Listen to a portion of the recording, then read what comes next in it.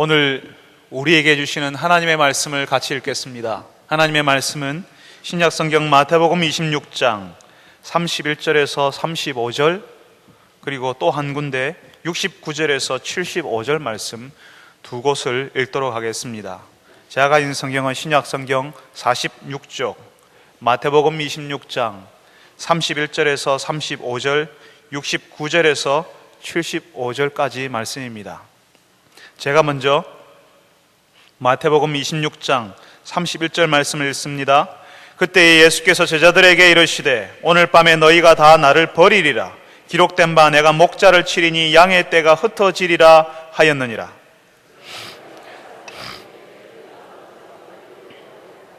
베드로가 대답하여 이르되 모두 주를 버릴지라도 나는 결코 버리지 않겠나이다.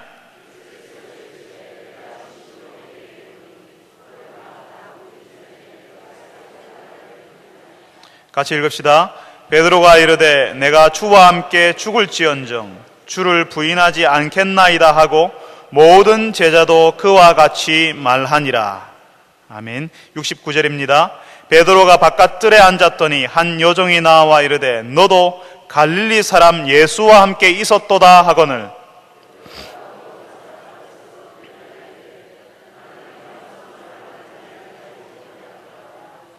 앞문까지 나아가니 다른 여종이 그를 보고 거기 있는 사람들에게 말하되 이 사람은 나사렛 예수와 함께 있었도다 하매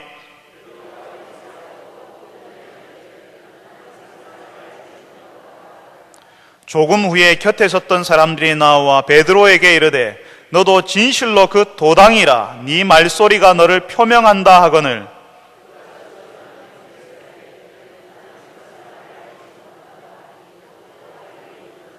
같이 읽습니다. 이에 베드로가 예수의 말씀에 닭 울기 전에 네가 3번 나를 부인하리라 하심이 생각나서 밖에 나가서 심히 통곡하니라. 아멘. 할렐루야. 찬양대에서 하나님께 찬양을 올려드리겠습니다.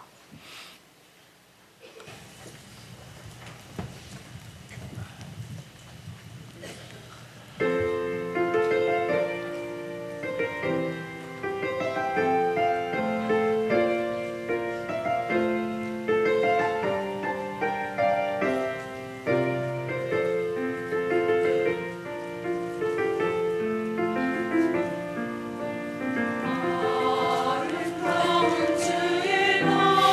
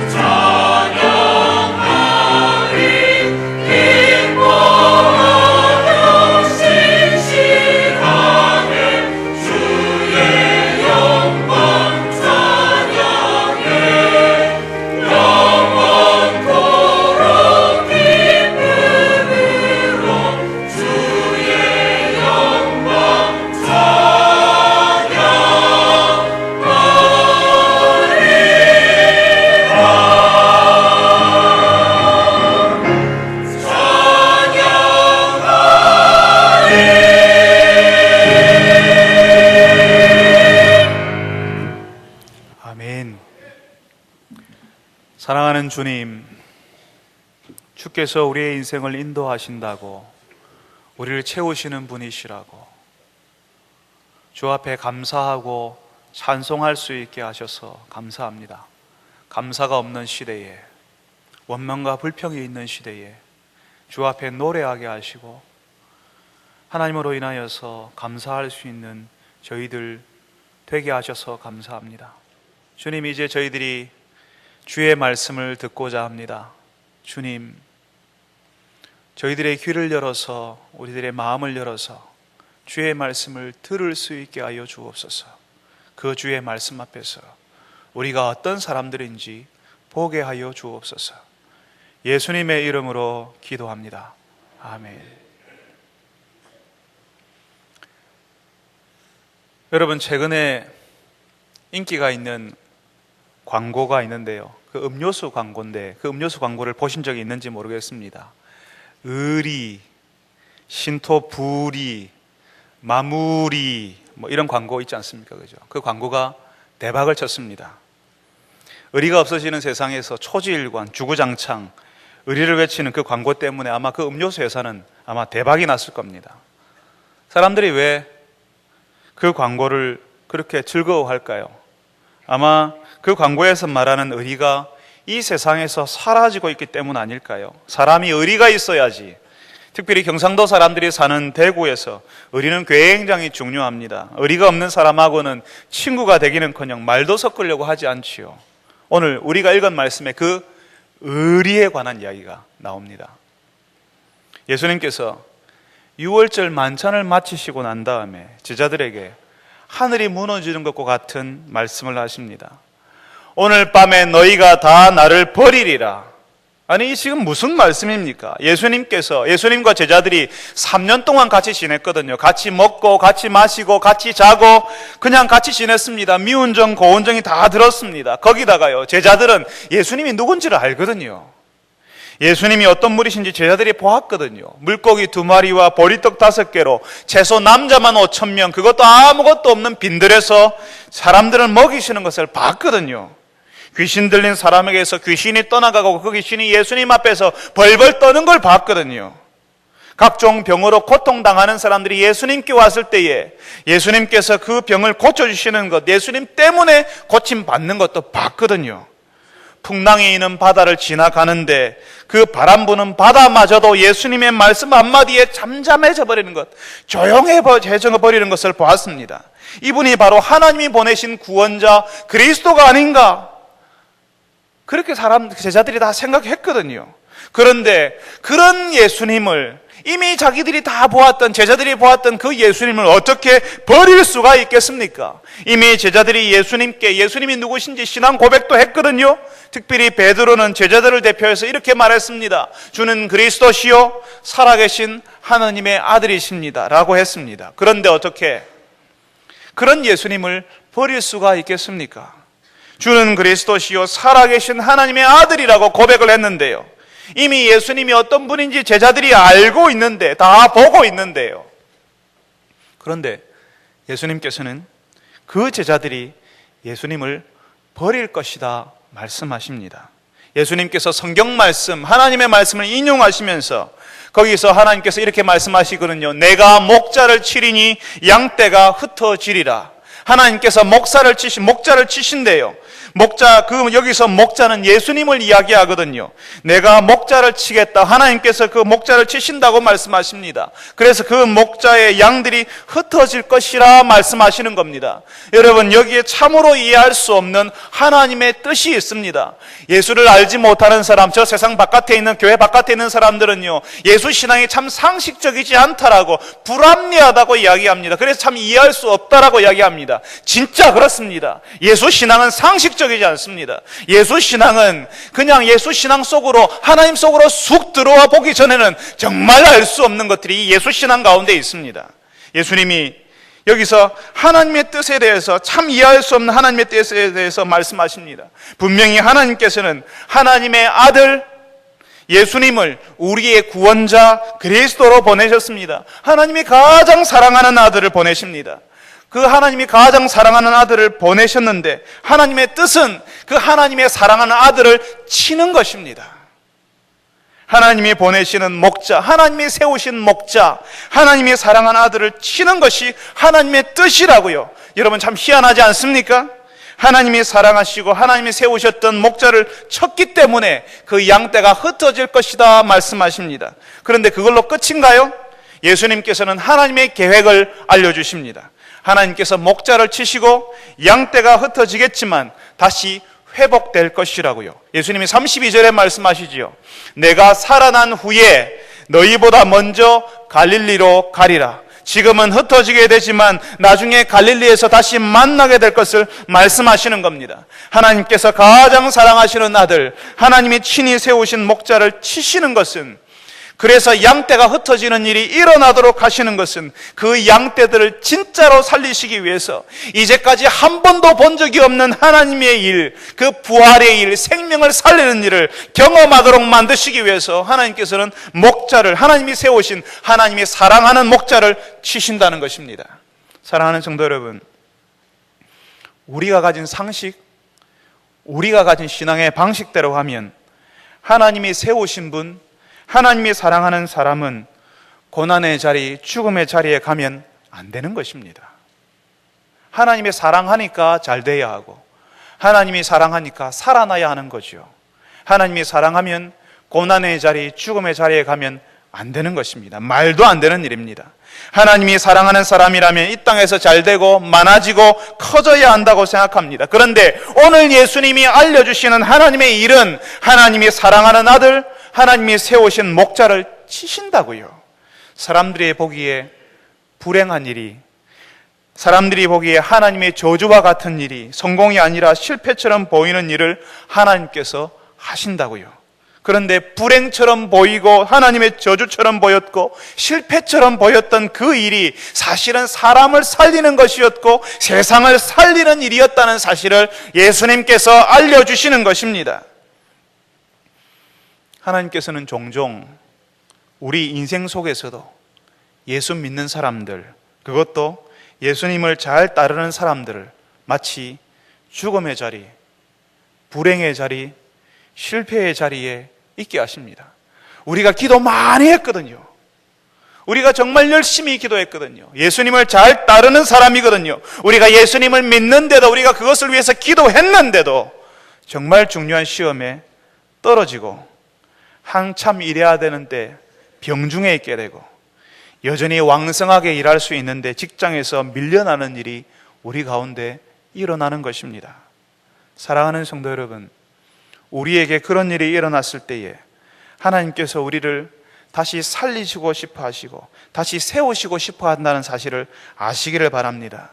우리가 잘 될 때, 그때 우리를 축복하시고 우리에게 안정을 주시고 우리를 보호하시는 하나님의 모습뿐 아니라 우리가 안 될 때에 일하시는 하나님, 우리가 안 될 때에, 우리가 밑바닥을 기고 있을 때에 그때 일하시는 하나님의 모습을 보여주고 싶어 하셔서 그런 것입니다. 그 하나님은 우리가 실패할 때에만, 우리가 밑바닥에 있을 때에만 보이는 하나님이시기 때문에 우리가 실패하고 넘어져 있을 때에 다시 일으켜 세우시는 그 하나님의 능력을 보여주고 싶으셔서 우리를 종종 우리를 죽음의 자리, 불행의 자리, 실패의 자리에 있게도 하신다는 것입니다.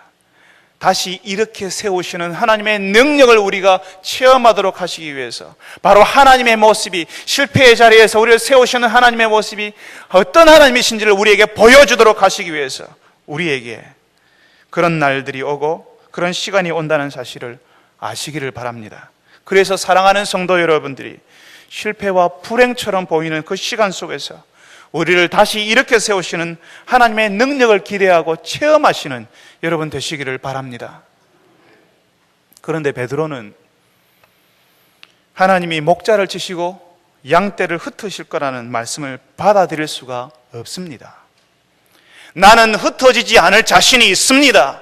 아무리 치시더라도 나는 흩어지지 않을 자신이 있다고 예수님께 말하는 겁니다. 베드로는 예수님께 담대하게 이야기합니다. 모든 사람들이 주를 버릴지라도 나는 결코 버리지 않겠습니다. 다른 제자들이 예수님을 버릴지라도 나는 베드로 아닙니까?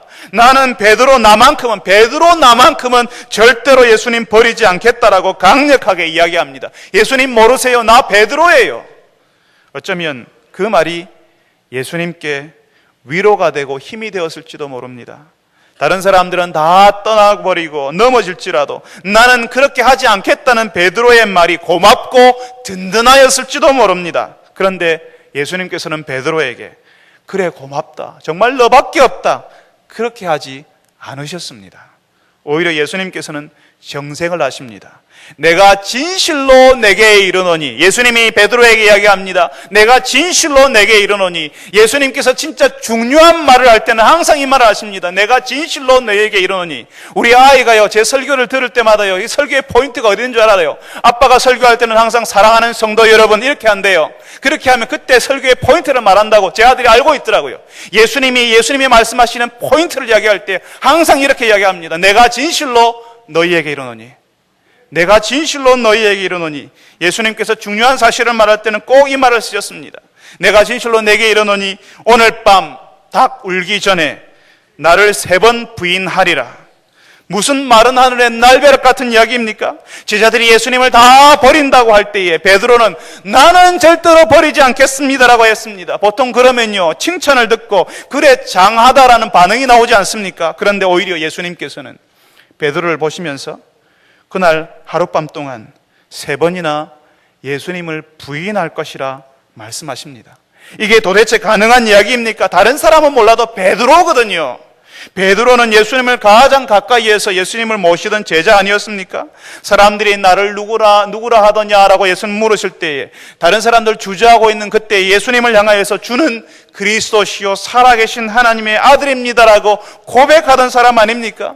다른 사람들보다, 다른 제자들보다 더 열정적이고 더 예수님을 누구보다 빨리 알아보았던 사람, 예수님의 제자로는 전혀 손색이 없었던 베드로가 평소처럼 자신은 절대로 예수님 버리지 않겠다고 하는데 오히려 예수님이 뭐라고 하세요? 오늘 밤 네가 나를 부인하리라. 그것도 3번씩이나. 한 번도 아니고 2번도 아니고 하룻밤에 3번이나 예수님을 부인한다고 하십니다. 예수님의 그 말에 베드로가 어떻게 했겠습니까? 베드로는 펄쩍 뛰었습니다. 아니 예수님 그럼 무슨 말도 안 되는 이야기를 하십니까? 제가 예수님과 함께 죽을지라도 예수님을 부인하지 않겠습니다라고 얘기합니다. 베드로의 그 말에 다른 제자들까지 같이 합세해가지고 우리도 주와 함께 죽을지언정 주를 버리지 않겠습니다라고 이야기했습니다. 이게 의리지요. 믿지 않는 사람들조차도 그런 의리를 지켜야 한다고 생각합니다. 그래서 그런 의리 광고가 대박을 치는 거 아니겠습니까? 주와 함께 죽을지언정 절대로 주를 버리지 않겠습니다라는 것이 이 제자들의 진심이었을 겁니다. 여러분도 그렇지 않습니까? 주와 함께 죽을지언정 절대로 주를 버리지 않겠다는 마음을 여러분도 가지고 있지 않습니까? 우리는 오늘 말씀을 읽으면서 예수님이 재판받으시는 장면은 건너뛰고 그 재판받으시는 장소에 따라온 베드로가 나오는 말씀을 같이 읽었습니다. 오늘 우리가 읽지 않고 건너뛴 말씀은 다른 주일에 같이 읽고 살펴볼 것입니다. 지금 어떤 상황이냐면 예수님께서 6월절 만찬을 마치시고 겟세마네 동산에서 기도하시고 난 다음에 체포되셨습니다. 그리고 대제사장의 집에서 재판을 받는 중입니다. 하룻밤 사이에 후다닥 일이 진행되고 있습니다. 다른 제자들은 우리가 다 주와 함께 죽을지언정 주를 버리지 않겠습니다라고 이야기했지만 겟세마네에서 예수님이 체포될 때에 다른 제자들은 이미 다 도망가 버린 상황입니다. 지금은 제자들이 아무도 없습니다. 오직 그런데 베드로는 예수님이 재판받으시는 그 장소 바깥에 와 있습니다. 정말 베드로는 다른 제자들은 다 도망쳤는데 예수님을 따르고 있습니다. 안에서는 대제사장의 집 안에서는 어떤 일이 벌어지는지 궁금한 상태로 바깥에서 예수님 나오시기를 초조하게 기다리고 있습니다. 베드로가 여기 대제사장의 집 바깥들까지 따라왔지만 베드로 두렵지 않았겠습니까? 극도로 위축되어 있을 겁니다. 어쩌면 바깥들에 앉아 있는데 불안해서 한쪽 다리를 덜덜 떨면서 있었을지도 모릅니다. 아니면 손톱을 물어뜯으면서 웅크리고 있었을지도 모릅니다. 그때 누가 나타났을까요? 한 여종이 베드로에게 당신도 갈릴리 사람 예수와 함께 있었지라고 이야기합니다. 베드로는 깜짝 놀랐습니다. 지금 위축되어서 손톱을 물어뜯고 앉아있는 이 베드로에게 당신도 갈릴리 사람 예수와 함께 있었지라고 이렇게 이야기할 때에 오늘 우리가 읽었던 하나님의 말씀은 참으로 자세하게 베드로가 어떤 행동을 취했는지를 알려줍니다. 그냥 지나가면서 이 여종에 툭 한번 건드렸거든요. 그런데 베드로는 우리가 읽은 말씀에는 베드로 앞에 있는 모든 사람들 앞에서 과장되게 부인했다는 것입니다. 나는 당신이 무슨 말을 하는지 알지 못하겠다, 모르겠다라고.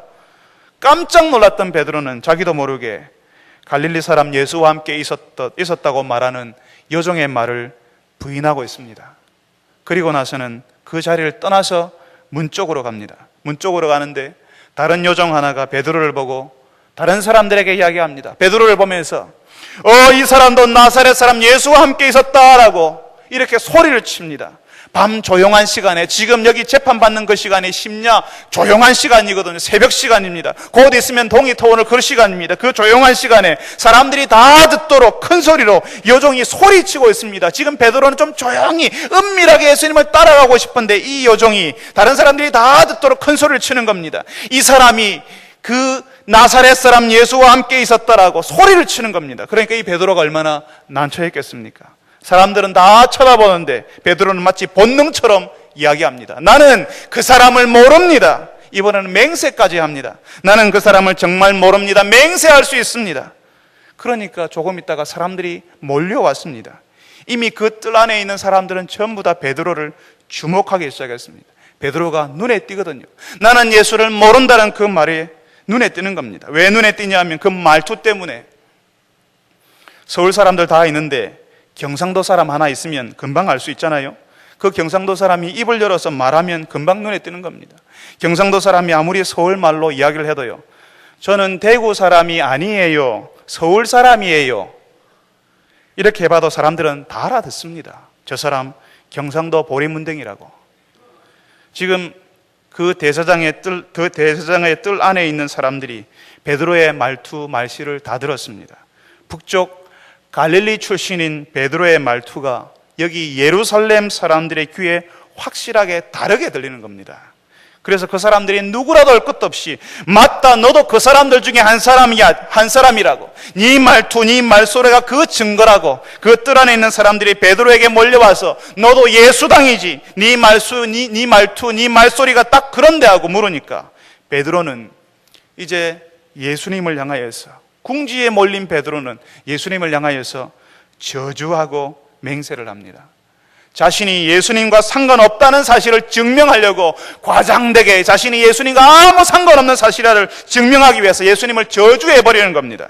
그래야 사람들이 자신을 믿어줄 것 같거든요. 그래야 위기를 모면할 수 있을 것 같거든요. 예수님을 저주하면서 맹세코 나는 그 사람을 모릅니다라고 하는 것입니다. 여러분, 한 번 부인하는 것이 어렵지, 한 번 부인하기 시작하면 그 다음부터는 그렇게 어렵지 않습니다. 한 번 틈을 주면 그대로 무너지는 것입니다. 그 틈으로 유혹이 찾아오고 압박이 찾아오기 때문에 그렇습니다. 처음에는 그냥 작은 한 여종이 그 틈으로 들어왔습니다. 그 여종이 예수님을 부인하지 않으면 죽이겠다고 협박했습니까? 그 여종이 베드로에게 와서 칼을 들이대면서 네가 예수 안 믿겠다고 이야기해라, 네가 예수님을 부인하라고 이렇게 협박했습니까? 그냥 지나가면서 너도 예수와 함께 있었지, 너도 예수와 그 갈릴리 사람 예수와 함께 있었다라고 이렇게 이야기했는데, 여러분, 이전에 예수님과 함께 오병이어의 기적이 현장에 이 베드로도 제자들도 함께 있었습니다. 그 보리떡과 물고기, 보리떡 2개와 물고기 2마리와 보리떡 5개를 베드로와 제자들이 사람들에게 나누어 주었습니다. 그 기적의 현장에서 사람들은 예수님과 함께 있는 베드로를 보고, 제자들을 보고 한 마디씩 부러워하며 이야기했을 겁니다. 저 사람이 베드로래, 저 사람이 예수님의 제자래, 저 사람이 예수님의 가장 신뢰받는 제자래. 그때 사람들이 이 베드로의 뒤에서 수군거리는 그 소리, 아마 베드로는 듣는 것이 너무너무 좋았고 행복했을 겁니다. 예수님과 함께 있는 것이 그렇게 신이 났을 겁니다. 사람들이 전부 베드로를 바라봐주고 제자들을 바라봐주고 거기에서 기적의 현장에서 예수님의 놀라운 일들이 나타나는 것을 보고 너무너무 행복했을 겁니다. 예수님과 함께 있었다는 것이 베드로에게 자랑거리였을 겁니다. 바로 그 자랑거리, 예수님과 함께 있었다는 그 사실을 그 작은 여종이 이 밤에 말하니까 베드로가 지금 뭐라고 해요? 화들짝 놀라면서 부인하는 겁니다. 아니 지금 무슨 소리를 하냐고. 여러분, 우리가 그래요. 사람들이 예수님을 대단하게 여겨줄 때에는 나는 예수님과 함께 있었다, 내가 예수님을 잘 안다고 할 것입니다. 예수님을 구주로 알고 예수님을 예배하는 사람들, 성도들 앞에서는 내가 얼마나 오랫동안 예수를 믿었는지, 우리 집안에 목사가 몇 명인지, 장로가 몇 명인지, 언제부터 예수를 섬기는 집안이었는지 멈추지 않고 이야기할 것입니다. 그렇지만 직장에서는 교회 다니는 것을 모릅니다. 묻지 않는데 구태여 내가 말할 필요도 없고 점심시간에 함께 식사하러 가도 기도하는 모습을 보이지 않습니다. 그렇게 눈을 감고 기도하는 것이 왜 그렇게 낯간지럽고 부끄러운지 모릅니다. 예수님과 함께 있는 사람이 아닌 것처럼 행동하려고 하는 것입니다. 베드로는 그 조그만 여종이 너도 예수와 함께 있었다는 그 말에, 그 여종의 말을 무시하고 도망가 버립니다. 네가 무슨 말을 하는지 모르겠다 하고 얼른 그 자리를 피해 버립니다. 그렇지만 베드로가 가진 그 약한 틈으로 또 다른 여종이 이 사람이 나사렛 예수와 함께 있었다고 소리치며 들어왔고, 나중에는 거기에 있는 사람들 전부 다 너도 예수당이지 하고 그 틈으로 들어왔습니다. 베드로는 그날 밤에 무너져 버렸습니다. 예수님을 절대로 부인하지 않겠다고, 차라리 예수님과 함께 죽겠다고 했는데 베드로는 자신이 한 번도 생각해 보지 못했던, 상상해 보지도 못했던 일을 해버렸습니다. 예수님을 모른다고 부인할 뿐만 아니라 예수님을 저주하는 데까지 가버렸습니다. 베드로는 그야말로 무너져 버린 것입니다. 여러분, 베드로와 제자들은 예수님을 안 믿는 사람들이었을까요? 베드로는 예수님을 모르는 사람이었을까요? 분명히 베드로와 제자들은 예수님을 믿는 사람들이었습니다. 예수님과 교제했고 예수님의 놀라운 일을 체험했던 사람들이었습니다. 예수님과 함께 고난받을 각오도 했던 사람들이었습니다. 그래서 예수님과 함께 죽을지언정 예수님 버리지 않겠습니다라고 그렇게 하지 않았겠습니까? 그렇지만 당장 내게 불이익이 되고 고통이 되고 죽을지도 모른다는 생각이 엄습해 올 때는 정말 놀랍게도 예수님과 함께 죽겠다고 말했던 그 사람이 예수님을 가차없이 버릴 수도 있더라는 것입니다. 베드로는 자신이 그런 사람 아닌 줄 알았습니다. 다른 사람들이야 의지가 약하니까, 믿음이 부족하니까 넘어질 수 있고 예수님을 버릴 수 있는데, 베드로는 나는 그렇게 약한 사람이 아니라고 생각했습니다. 내가 이렇게 의지가 확실한데, 내가 이렇게 심지가 굳은데, 내가 이렇게 믿음이 있는데 예수님을 버린다는 것은 상상할 수도 없는 일이지요. 그렇지만 베드로는 예수님이 잡히시던 밤에 예수님을 가차없이 버렸습니다.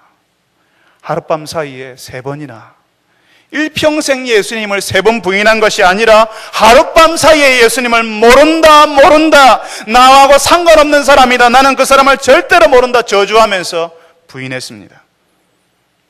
누가복음에서는, 오늘 우리가 마태복음을 읽었는데요, 누가복음에서는 이 사실을 참으로 드라마처럼 극적으로 묘사하고 있습니다. 대제사장의 집에 잡혀있는 그 예수님을 베드로가 따라가지요. 그리고 그 뜰에서 예수님을 1번, 2번, 3번 모른다고 부인하는데, 그 마지막 순간 예수님을 모른다고 부인하면서 예수님을 향해서 저주하고 마지막으로 모른다고 부인하는 그 마지막 순간에 예수님이 베드로를 바라보았다라고 누가복음에서는 기록하고 있습니다. 예수님과 이 베드로의 눈이 마주쳤다고요. 그리고 닭이 옵니다. 오늘 밤 닭이 울기 전에 3번 나를 부인하리라는 예수님의 말씀이 기억나서 예수님의 눈을 바라보면서 베드로는 대성통곡을 하는 겁니다. 여러분, 남자가 서러워서 우는 소리 들어보셨습니까? 자기 자신을 자책하면서 우는 소리, 자기 가슴을 쥐어뜯듯이 우는 소리. 남자들이 그런 자존심이 있습니다. 한다면 한다고. 의리를 생명처럼 여겨야 된다고, 남자는 변하지 않는다고, 남자가 말했으면 그건 하는 거라고. 어쩌면 베드로는 그런 자존심이 더 강한, 보통 사람들보다 더 자존심이 강한 사람들이었을지도 모르겠습니다. 그런데 그게 무너졌습니다. 남자들은 웬만하면 울지 않지요. 그런데 한번 울기 시작하면 짐승소리를 내면서 웁니다. 예수님께 신앙 고백을 했고 모든 것을 버려두고 예수님을 쫓아왔는데 기껏 여기서 예수님을 한 번도 아니고 3번이나 부인하고 마는 자기 자신이 얼마나 한심하고 속상하고 미워서 견딜 수가 없는 것입니다. 베드로는 불과 몇 시간 전에, 얼마 전에 예수님께 자신은 절대로 예수님을 부인한 일이 없을 거라고, 차라리 예수님과 함께 죽어버리겠다고 하는 것이 베드로의 진심이었을 겁니다. 그렇지만 베드로가 알지 못하는 것이 있었습니다. 그것은 베드로가 예수님과 함께 죽겠습니다고 말하는 베드로의 진심과는 상관없이, 내가 예수님을 부인하지 않겠습니다라고 말하는 베드로의 진심과는 상관없이 베드로는 예수님을 부인하고 심지어는 저주까지 할 수 있는 약한 사람이라는 것입니다. 저는 예수님을 사랑합니다. 예수님을 위해 죽을 수도 있습니다. 목사가 되기 전에도, 목사가 되고 나서도 항상 그런 형편이 오면, 그리고 그런 위기가 오면 저는 그렇게 하리라 마음의 준비를 하고 있었습니다. 그렇지만 예수님께서 알려주시는 또 다른 진실 하나는 우리가 그런 사람이 아니라는 것입니다. 나는 정말 부정하고 싶거든요. 아니에요, 예수님. 제가 얼마나 예수님 사랑하는데요. 예수님을 위해서라면 무엇이든지 할 수 있습니다. 사람 우습게 보지 마세요라고 큰 소리로 말하고 싶지만, 저도 모르는 내가, 나도 모르는 내가, 내 속에 나도 어쩔 수 없는 내가 있다는 사실을 예수님이 알려주시는 것입니다. 베드로는 자신이 그렇게 약한 사람이라는 사실을 알지 못했습니다. 마음만 먹으면 그렇게 할 수 있는 사람, 믿음 있고 의지 있고 결단력 있는 사람, 적어도 의리는 있는 사람이라고 생각했을 겁니다. 그렇지만 예수님이 알려주시는 것은 베드로가 약한 사람이라고요.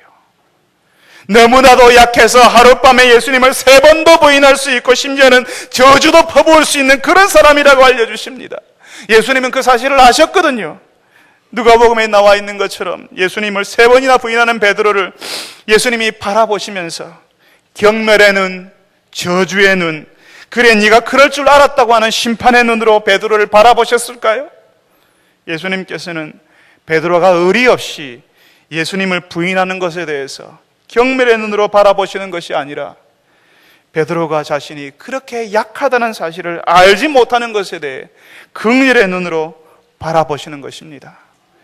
예수님을 따르는 것도, 예수님을 따라가는 것도 내가 원하면 할 수 있고 내가 마음만 먹으면 할 수 있을 것이라고 여기는 그 자신감, 그 자존감이 사실은 아무것도 아니라는 사실을 알지 못하는 그 베드로가 안쓰러운 것입니다. 사랑하는 성도 여러분, 베드로는 정말 예수님을 버리지 않을 마음을 가지고 있었습니다. 정말 예수님을 사랑하였을 겁니다. 그렇지만 베드로는 사람에게는 누구나 2가지 진실이 있다는 사실을 알지 못했습니다. 하나는 우리는 정말 예수님을 사랑하고 싶은 것입니다. 그리고 실제로 예수님을 사랑한다는 것입니다.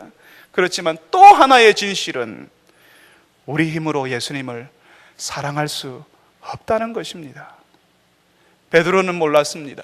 자신이 스스로 예수님을 사랑할 수도 없는 약한 사람이라는 사실은 몰랐습니다. 예수님을 사랑하는 것까지도 예수님이 도와주셔야지만 가능하다는 사실을 알지 못했습니다. 지금도 수많은 성도들이 여기에 앉아 계신 여러분들까지도 하나님을 사랑한다고 하고 하나님을 사랑할 수 있을 거라고 생각하실지도 모르겠습니다. 그렇지만 우리 현실 속에 들어와 있는 진실은 우리 힘으로 예수님을 사랑할 수 없다는 것입니다. 우리는 상황이 바뀌고 환경이 바뀌면 가차없이 예수님을 모른 척하고 예수님은 안중에도 없는 그런 생활을 할 수 있는 사람들이라는 것입니다. 우리에게 조금만 경제적으로 불이익이 찾아오고 생활에 불편이 오면 예수님을 모른다고 말할 수 있는 그런 종류의 사람들이라는 것입니다. 사랑하는 성도 여러분, 오늘 예수님께서는 예수님을 따르는 사람들이 어떤 사람들인지, 그 진짜 모습이 무엇인지 예수님의 제자 베드로를 통해서 보여주십니다. 성도 여러분도 예수님을 사랑하고 싶지요? 그 예수님을 절대로 부인하지 않고 죽을 때까지, 심지어는 지금 당장 죽어도 예수님을 부인하지 않고 예수님만 따르겠습니다라고 말하고 싶으시지요? 예수님을 따르는 사람이라면 우리가 당연히 그래야 하지만, 그렇지만 우리가 그럴 수 없는 사람이라는 사실을 겸손히 받아들여야 합니다. 예수님이 우리를 도와주지 아니하시면 예수님을 따를 수도 제대로 사랑할 수도 없는 그런 연약한 사람이라는 사실을 인정해야 되는 것입니다. 그래서 우리가 함께 기도하는 것입니다. 그래서 우리가 주님께 기도하는 것입니다. 나의 형편이 어려워지더라도, 세상이 예수 믿는 우리를 초라하게 만들더라도 예수님을 인정하고 높여드리는 인생을 살게 해 주옵소서라고 기도하는 것입니다. 상황이 달라지면 나도 내가 어떻게 될지 모르기 때문에 그렇습니다. 상황이 달라지고 형편이 불리해질 때에 예수님의 손을 놓아버리려는 나의 약함이 내 안에 있기 때문에 그렇습니다. 그래서 주님, 나를 긍휼히 여겨 주옵소서. 어떤 상황과 형편 가운데서도 예수님을 따라가는 제자가 되게 하여 주옵소서라고 기도해야 되는 것입니다. 사랑하는 성도 여러분들이, 오늘 예수님께서 우리에게 보여주시는 이 베드로의 모습을 통해서 여러분의 모습을 발견하기 원합니다. 나는 예수님 잘 믿을 수 있고, 나는 예수님 사랑하고, 무슨 일이 있어도 주와 함께 죽을 수도 있다고 고백하지만, 실상은 우리 가운데 그럴 수 없는 것이 우리 가운데 있다는 사실을 알고 예수님께 도와달라고, 나를 긍휼히 여겨달라고 기도하시는 여러분 되시기를 바랍니다. 같이 한번 기도합시다.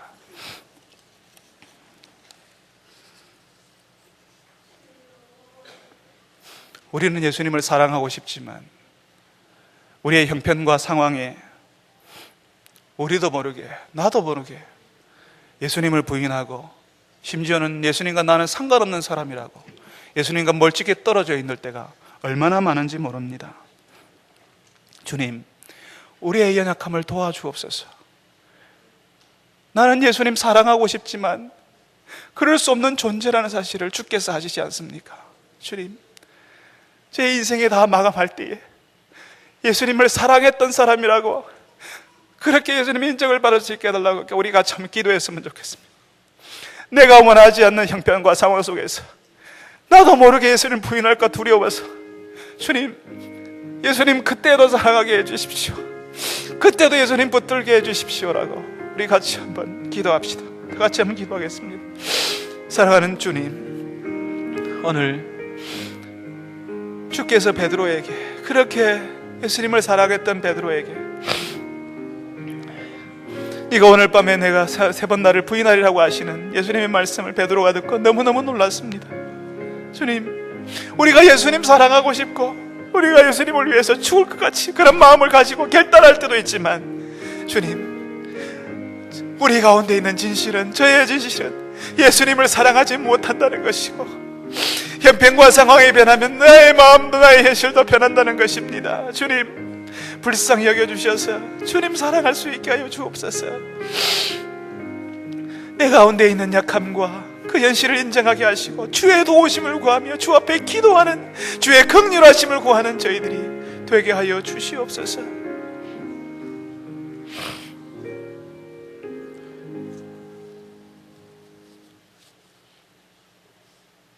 주님,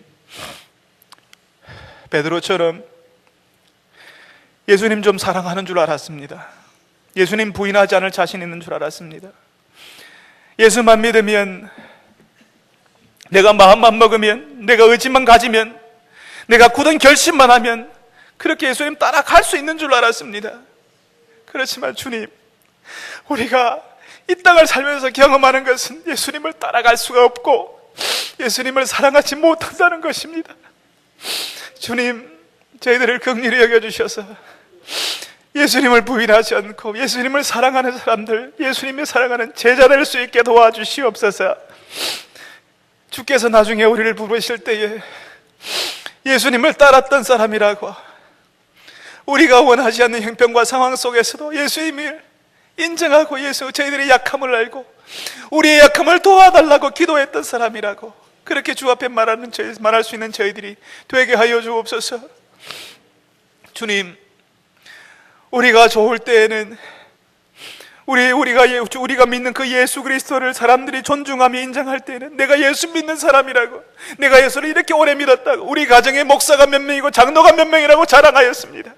그렇지만 주님, 그렇지 못한 형편과 환경 가운데서는 우리가 주눅 들고 예수님과 상관없는 사람인 것처럼 행동하였던 것을 주님 용서하시고, 주님, 우리가 어떤 형편에 있든지 우리를 도와주셔서 주를 사랑하는 사람 되게 하여 주옵소서.